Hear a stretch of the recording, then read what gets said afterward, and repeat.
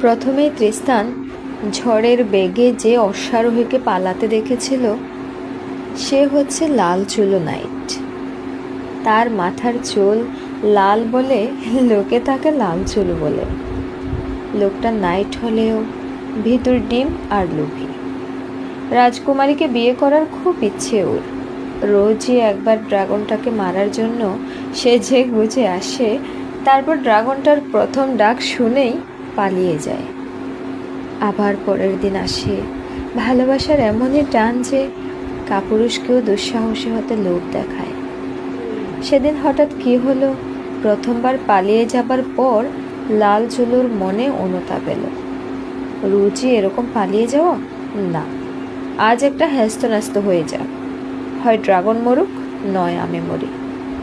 লাল চুলো ফিরে এসে দেখে ড্রাগনটা মরে পড়ে আছে, আশেপাশে আর কেউ নেই। তখন আনন্দে সে একা একাই একটু নেচে নিল। সে ভাবল ভগবান বুঝি তার হয়ে ড্রাগনটাকে মেরেছেন। লাল চুলো তখন তাড়াতাড়ি এসে পুচিয়ে ড্রাগনটার মাথা কেটে ফেলল। তারপর সে ছিন্ন মুন্ড হাতে নিয়ে ছুটতে রাজার কাছে গিয়ে বলল, কই মহারাজ, এবার রাজকুমারীকে ডাকুন। আয়ারল্যান্ডের রাজকুমারীর নাম সোনালি চুল ইসোল্ট। অনেকে তাকে ডাকে সোনালি চুল বলে, অনেকে ডাকে শুধু সোনালি। রাজকন্যা সোনালি যখন শুনলেন ওই ভিতর ডিম লাল চুলো নাইট ড্রাগনকে মেরেছে এবং সেই তাকে বিয়ে করবে, তখন তিনি হাসতে হাসতে আর বাঁচেন না। তারপর নিজের দুর্ভাগ্যের কথা ভেবে হাসতে হাসতেই কাঁদতে লাগলেন। ওই লাল চুলো মেরেছে ওই ড্রাগন? সূর্য তো পশ্চিম দিকে ওঠেনি, পাখিরা তো বোবা হয়ে যায়নি, সমুদ্র তো নিস্তব্ধ হয়নি হঠাৎ, তবু এই অসম্ভব কাণ্ড হলো কি করে? নিশ্চয়ই কোনো জোচ্ছুরি আছে।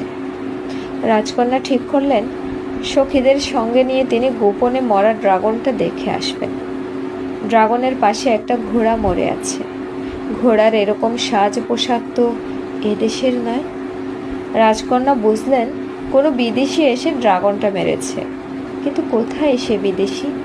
সে কি এখনো বেঁচে আছে? সখীরা খোঁজাখুঁজি করতে লাগলো। শেষে প্রিয় সখী বিরজা দেখতে পেল দূরে ঝোপের মধ্যকার শিরস্ত্রাণ চক চক করছে। ছুটে গেলেন সবাই। তখন জ্ঞান নেই তৃষ্ণানের, কিন্তু অল্প অল্প নিঃশ্বাস পড়ছে। ধরাধরি করে গোপনে তৃষ্ণানকে নিয়ে আসা হলো রাজপুরীর মধ্যে। সোনালি তার মাকে শুধু বললেন সব কথা, দেখালেন সেই বীর পুরুষের অজ্ঞান দেহ। ওর মা তাড়াতাড়ি ওষুধ লাগাবার জন্য তৃষ্ণানের পোশাক খুলতে গিয়ে জুতোর মধ্যে দেখতে পেলেন সেই ড্রাগনের জীব। মা আর মেয়ে চোখাচোখি তাকালেন। তারপর খুব তেজি ওষুধে অল্প সময়ে জ্ঞান ফেরালেন তৃষ্ণানের। চোখে মেলতেই রানী বললেন, বিদেশি? তুমি কে জানি না, কিন্তু একথা বুঝেছি, তুমিই ড্রাগনকে হত্যা করেছ। এদিকে লাল চুলো নামে একজন নাইট দাবি করছে সেই মেরেছে ড্রাগনটাকে। তুমি আমার মেয়ের যোগ্য স্বামী, তোমার সঙ্গেই ওকে মানাবে, ওই কাপুরুষটার সঙ্গে নয়। এমন সোনার প্রতিমা আমার মেয়ে, তার সঙ্গে কি ওই বাদরটাকে মানায়?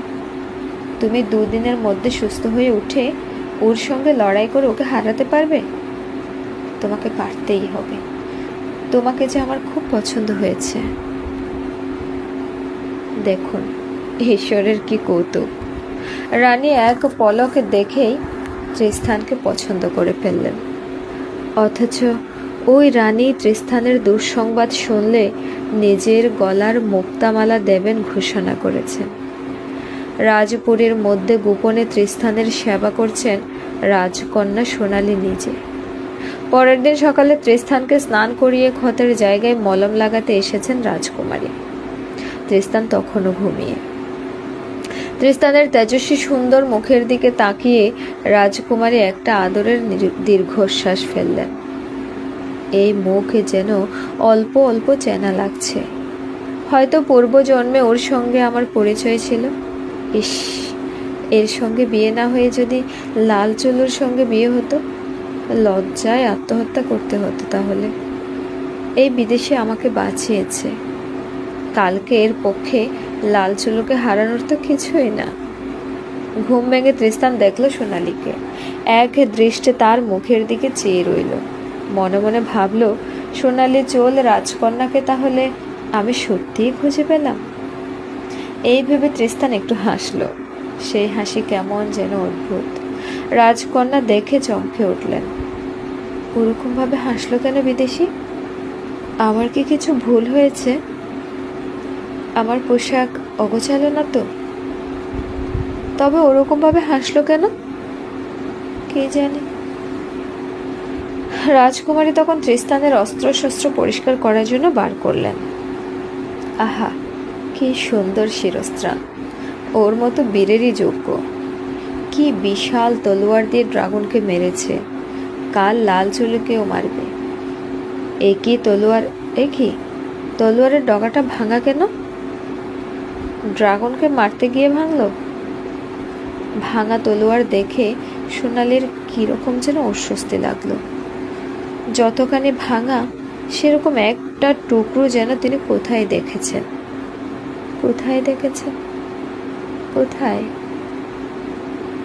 ও, সংখ্যায় সোনালীর বুক দুলে উঠল। তার মামা মোরহল্টের মাথার খুলির মধ্যে এরকম একটা টুকরো ঢুকেছিল। হে ঈশ্বর, তা যেন না হয়। তাড়াতাড়ি গিয়ে হাতির দাঁতের বাক্স খুলে টুকরোটা বার করে আনলেন। জোরে জোর মিলে গেল। ওহ, এই বিদেশি তবে লিওনেসের তৃষ্ণান। মোরহল্টকে খুন করেছে এই লোকটাই। হায় আমার ভাগ্য! রাগে রাজকুমারী তলোয়ার হাতে ছুটে এলেন তৃষ্ণানকে খুন করার জন্য। তৃষ্ণান তখন স্নান করছে। জল ভর্তি বড় গামলার মধ্যে শুয়ে দুর্বল অসহায় নিরস্ত্র তৃষ্ণান। তলোয়ার উঁচিয়ে ক্রোধে কঠিন গলায় তৃষ্ণানকে বললেন, রাজকুমারী, শয়তান, তুমিই মোরহল্টের হত্যাকারী? সত্যি করে বলো, তুমিই কি লিওনেসের তৃষ্ণান? তাহলে এবার মৃত্যুর জন্য তৈরি হও। তৃষ্ণানের পালাবার উপায় নেই। সে শুয়ে থেকে মৃদু হেসে বলল, রাজকুমারী, তোমার হাতে মরব তাতে আমার দুঃখ কি? এ জীবন তো তোমারই। মরার আগে একটা কথা বলবো। আমার জীবন তুমিই দুবার বাঁচিয়েছ। মনে আছে সেই মুমূর্ষ বীণাবাদকের কথা জেলেরা তোমার কাছে এনেছিল? সে আমি। তখনও তুমিই আমাকে বাঁচিয়েছ। এবারও ড্রাগনকে হত্যা করার পর আমি ঝোপের মধ্যে পড়েছিলাম। আমার বাঁচার কথা ছিল না। তুমিই তুলে এনে আমাকে বাঁচিয়েছ। দুবার আমার প্রাণ বাঁচালে এখন একবার হত্যা করবে? এর বেশি কথা কি? আমাকে হত্যা করলেও আমি তোমার কাছে ঋণী রয়ে যাব। রাজকুমারী বললেন, প্রথমবারই যদি জানতুম তোমার সত্যিকার পরিচয়, তখনই তোমাকে মেরে ফেলতুম। তার বদলে এখন মারো। এরপর লাল চুলো নাইটকে বিয়ে করে সুখে থাকবে তুমি। একবার তোমার দীর্ঘশ্বাস পড়বে না একথা ভেবে যে একজন বিদেশি তোমাকে পাবার জন্য নিজের জীবন তুচ্ছ করে ড্রাগনের সঙ্গে লড়াই করেছিল। তারপর অসহায় অবস্থায় পেয়ে স্নানের ঘরে তুমি তাকে হত্যা করেছ। এসব কি অসম্ভব কথা? তুমি মোরহল্টকে হত্যা করেছ। এ দেশ তোমার শত্রুর দেশ, আর তুমি এসেছো এদেশের রাজকন্যাকে পেতে। বুঝেছি, মোরহল্ট গিয়েছিল তোমাদের দেশ থেকে কৃতদাসী আনতে। তার বদলে তুমি এসেছো এদেশের রাজকন্যাকে কৃতদাসী করে নিয়ে যেতে। রাজকুমারী, না না, ও কথা ভেবো না। একদিন একটা দোয়েল পাখি মুখে করে এনেছিল এক গাছে সোনালি চুল। তা দেখে আমার মনে পড়েছিল তোমার কথা। তাই তোমাকে পাবার জন্য আমি জীবন তুচ্ছ করে এসেছি এদেশে। দেখো, আমার জামার সঙ্গে সেই সোনালি চুলটা সেলাই করা আছে। তোমাকে সঙ্গে না নিয়ে আমি আর বেঁচে ফিরতে চাই না। তলোয়ার হাতে নিয়ে থর থর করে কাঁপতে লাগলেন রাজকুমারী। এই লোকটাই হত্যা করেছে তার মায়ের একমাত্র ভাইকে, এই রাজ্যের শ্রেষ্ঠ বীরকে। ওকে মারতে তার হাত কাঁপছে কেন? কেনই বা গলা রুদ্ধ হয়ে আসছে? ডাকতে পারছেন না প্রহরীদের? তৃষ্ণান আবার বলল, দ্বিধা করছো কেন রাজকুমারী? আমাকে মারো, আমি বুক পেতে দিয়েছি। আমি তোমার হাতেই মরতে চাই। পরের জন্মে আমি আবার আসবো তোমার কাছে, তোমাকে জয় করতে। সেবারও হয়তো আমি মরবো তোমার হাতে। তখনও হয়তো তোমার রাগ যাবে না, কিন্তু আমি বারবার জন্ম জন্মান্তরে ঘুরে আসব তোমাকে জয় করতে। আমি তোমাকেই চাই। তলোয়ার ফেলে দিয়ে সোনালি কান্নায় ভেঙে পড়লেন। এই বিদেশে এসেছে তাকেই ভালোবেসে একে কি করে খুন করবেন নিজের হাতে? কেন এলে নিষ্ঠুর বিদেশি? কেন এলে এই দেশে? কেন আমাকে এই দ্বিধার মধ্যে ফেললে? রাজকুমারী, আমি এসেছি শুধু তোমারই জন্য। আমি আমার নিজের জীবনের কথাও ভুলে গেছি। তুমি অথবা মৃত্যু, এই দুজনের একজন এসো আমার কাছে। রাজকুমারী আর স্থির থাকতে পারলেন না। এরকম কথা তিনি কখনো শুনেননি। সোনালি এগিয়ে এসে দুর্বল তৃষ্ণানের ওষ্ঠ চুম্বন করে বললেন, আমি হেরে গেলাম। আজ থেকে তুমি আমার চিরদিনের বন্ধু। তুমি আর কখনো আমার উপর নিষ্ঠুর হয়েও না। তৃষ্ণান তখন আবার সেই আগের মতো অদ্ভুতভাবে হাসল। তার গৌরবর্ণ মুখে সেই হাসিটুকু যেন অন্ধকারের মতো দেখালো। রাজকুমারী এবারও তার মানে বুঝতে পারলেন না। রানী ও রাজকন্যা রাজাকে ডেকে সব কথা বুঝিয়ে বললেন। তৃষ্ণানের পরিচয়, তার বীরত্বের কথা। রাজা প্রথমে খুব রেগে উঠলেন সেই মোরহেল্টের হত্যাকারী শুনে। তারপর বুঝলেন তৃষ্ণান ন্যায় যুদ্ধেই মোরহেল্টকে হারিয়েছে। শেষ পর্যন্ত তৃষ্ণানকে ক্ষমা করলেন তিনি। লাল চুলনায় তৃষ্ণানের পরিচয় শুনে ভয়ে আর লড়াই করতে চাইল না। রাজা তাকে জেলে পড়লেন। ঠিক হলো কয়েকদিন পর তৃষ্ণানের সঙ্গে রাজকুমারীর বিয়ে হবে। বিরাট জমকালো রাজসভায় তৃষ্ণান ও সোনালীকে পাশে নিয়ে রাজা ঘোষণা করলেন বিবাহের কথা। তৃষ্ণান ছাড়া কেউ ড্রাগনকে হত্যা করতে সাহস পায়নি। সেই রাজকন্যার যোগ্য অধিকারী। রাজসভায় তৃষ্ণানের সেই 100 জন সৈন্য ছদ্মবেশে দাঁড়িয়ে। হঠাৎ রাজার কথার মধ্যে বাধা দিয়ে তৃষ্ণান বলল, মহারাজ, আমি ড্রাগনকে হত্যা করেছি এবং আপনার প্রতিজ্ঞা অনুযায়ী আমি রাজকন্যাকে আমার জাহাজে সঙ্গে করে নিয়ে যেতে পারি। কিন্তু আমার অন্য একটা প্রস্তাব আছে। আমি এসেছি কর্নওয়ালের রাজা মার্কের অনুচর হিসেবে। মহারাজ, আমি কেউ নই। আমি রাজা মার্কের ভৃত্য মাত্র। রাজকুমারীকে আমি বিয়ে করব না। ওকে বিয়ে করবেন রাজা মার্ক।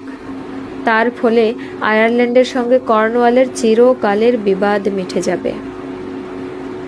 সমস্ত কর্নওয়ালের লোক রাজকুমারের সোনালী চুলের ভক্ত। সকলেই রাজকুমারী সোনালীকে রানী হিসেবে গ্রহণ করবে, তার প্রতি অনুগত থাকবে। একথা শুনে কেউ আশ্চর্য হলো না। হায়, পদমর্যাদার প্রতি মানুষের এমন ভক্তি! সবাই ভাবল এদেশের রাজকন্যার সঙ্গে ওদেশের রাজার বিয়ে হবে, সেই তো স্বাভাবিক। তৃষ্ণান আবার কে? সে তো ভৃত্য মাত্র। সবাই আনন্দে জয়ধ্বনি দিয়ে উঠল। রাজা এই প্রস্তাবে আন্তরিকভাবে খুশি হলেন। রাজা তৃষ্ণানের হাতের উপর রাজকন্যার হাত রেখে বললেন, তৃষ্ণান, তুমি রাজা মার্কের প্রতিনিধি হিসেবে আমার মেয়েকে গ্রহণ করলে। এখন প্রতিজ্ঞা করো, তুমি সম্পূর্ণ বিশ্বস্তভাবে একে স্বামীর কাছে পৌঁছে দেবে। রাজকুমারী সোনালী তখন লজ্জায় অপমানের রাগে থর থর করে কাঁপছে। এই ছিল লোকটার মনে? ভণ্ড, মিথ্যাবাদী, জোচ্চোর। সোনালী চুলের কথা, ভালোবাসার কথা সব মিথ্যে। নিজে জয় করে এখন অবহেলায় দিয়ে দিচ্ছে অন্যকে। নিজের হাতে সে তাকে অন্যের হাতে তুলে দেবে। এর আগে তার মৃত্যু হলো না কেন? বিশ্বাসঘাতক তৃস্তান, ও লোকটার হৃদয় নেই। রাজকন্যা সভার মধ্যেই অজ্ঞান হয়ে পড়লেন। তৃস্তান রাজার সামনে প্রতিজ্ঞা করল,